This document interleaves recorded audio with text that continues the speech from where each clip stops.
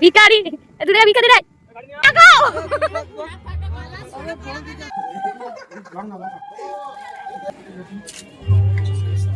ও ভাই ওই ধরো ধরো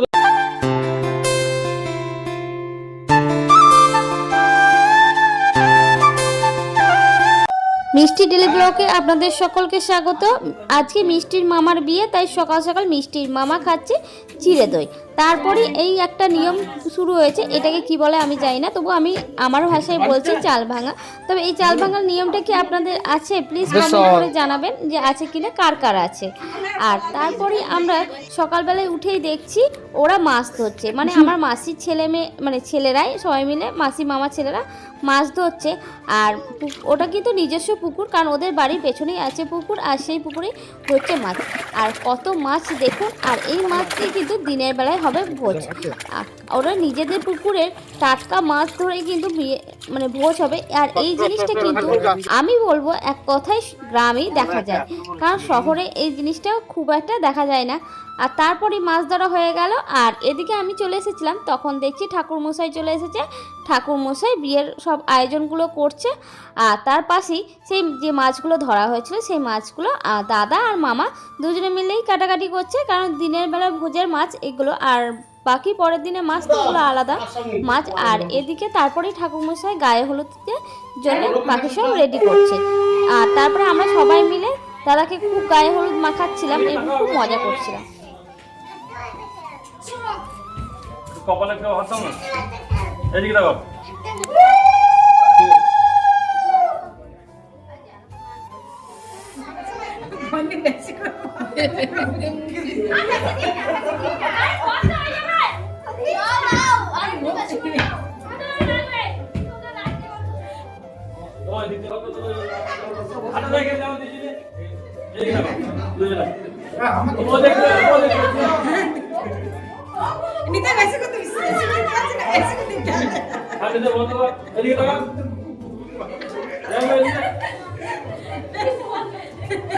গায়ে হলুদের সময় সবাই মিলে খুব মজা করলাম।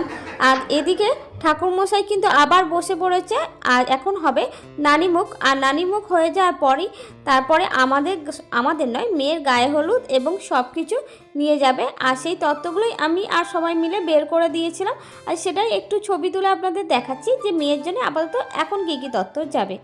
আর সেগুলোই আবার সবাই মিলে একে একে নিয়ে যাচ্ছিলাম, কারণ গাড়িতে তুলিয়ে দেওয়া হবে। আর তার সঙ্গে যাবে গায়ে হলুদ, কারণ তাড়াতাড়ি না গেলে মেয়েরাও আবার গায়ে হলুদ করতে হবে। আর আমাদের ছিল বধূর লগ্নে বিয়ে, তার জন্য একটু তাড়াও ছিল।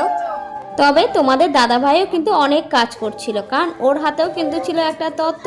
আর সেই তত্ত্বটাও ছিল খুব ভারী। আর সেই তত্ত্বটা কিসের তত্ত্ব ছিল জানো? সেটা ছিল চকলেটের তত্ত্ব। তার মানে কতটা ভারী ভাবতে পারছো? সে কিন্তু বেছে বেছে একটা হালকা তত্ত্ব নিয়ে চলে এসেছে, না ভারী তত্ত্ব নিয়ে চলে এসেছে। তো আমি তত্ত্বগুলো মোটামুটি গুছিয়ে দিচ্ছিলাম, কারণ খুবই তাড়া ছিল, দেরি হয়ে যাচ্ছিল।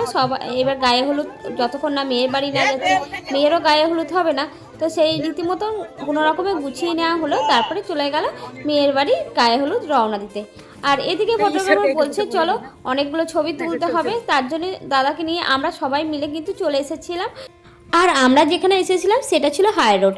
আর রোডের দুপাশে ছিল গাছ, আর চারিদিকটা ছিল সবুজ আর সবুজ, কারণ তখন সবে ধানগুলো মাথা চারা দিয়ে উঠেছে। আর দেখতে খুব সুন্দর লাগছিল ধান গাছগুলো, যেহেতু সবে কচি কচি ধান গাছ ছিল। আর চারিদিকটা এত সুন্দর ভিউ ছিল যে বলার নেই।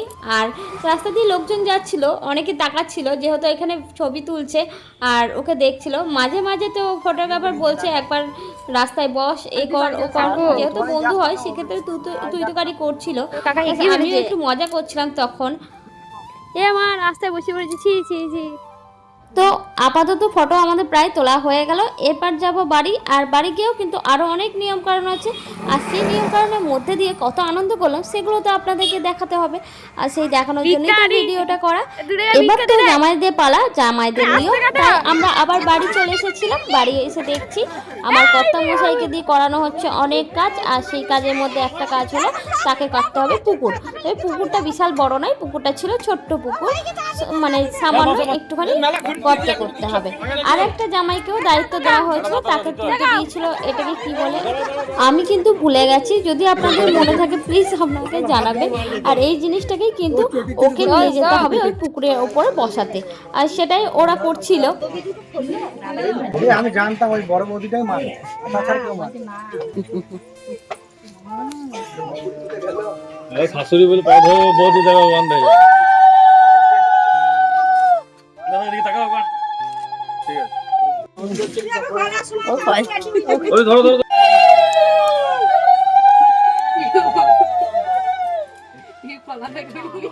এবার তো হবে ওই সুতোর চারিপাশে ঘোরা।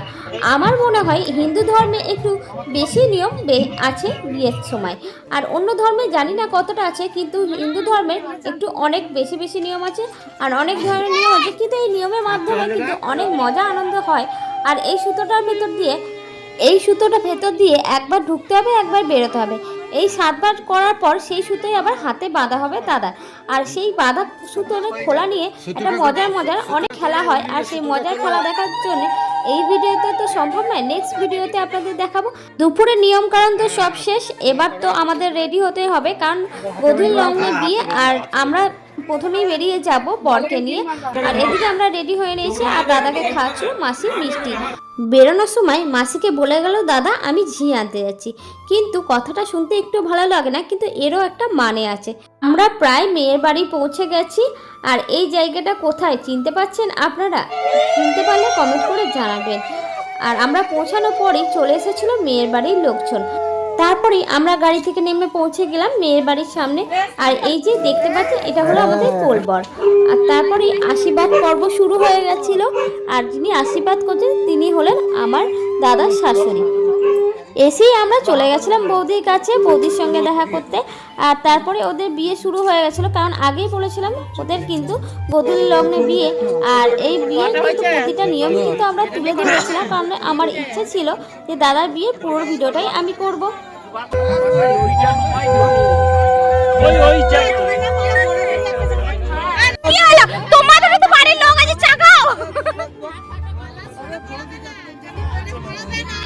মালাটা এরকম এরকম, হ্যাঁ এরকম, বাস ওইভাবে ওইভাবে বাস। এবার ছবি করো, এবার ছবি করো। তাকিয়ে বাবা ওই তাকিয়ে বসে করো দাদা এদিকে।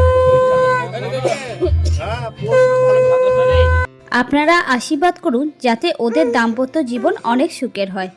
আশা করছি ভিডিওটা ভালো লেগেছে, আর যদি ভালো লাগে তাহলে প্লিজ একটা লাইক করে দিয়ে যাবেন। আমাদের ছেড়ে দেবে বলেছে।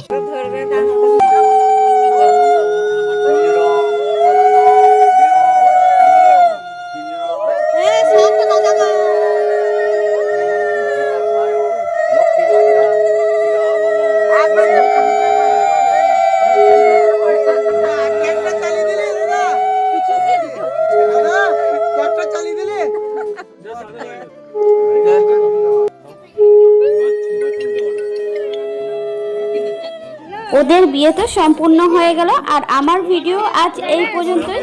কালকে আবার আপনাদের সঙ্গে দেখা হবে, তার জন্য বলছি প্লিজ চ্যানেলটা সাবস্ক্রাইব করে রাখুন, আর পাশে থাকা বেল আইকনটি ক্লিক করে রাখুন। আর যদি ভালো লেগে থাকে তাহলে একটা লাইক করে কমেন্ট করে জানাবেন কেমন হয়।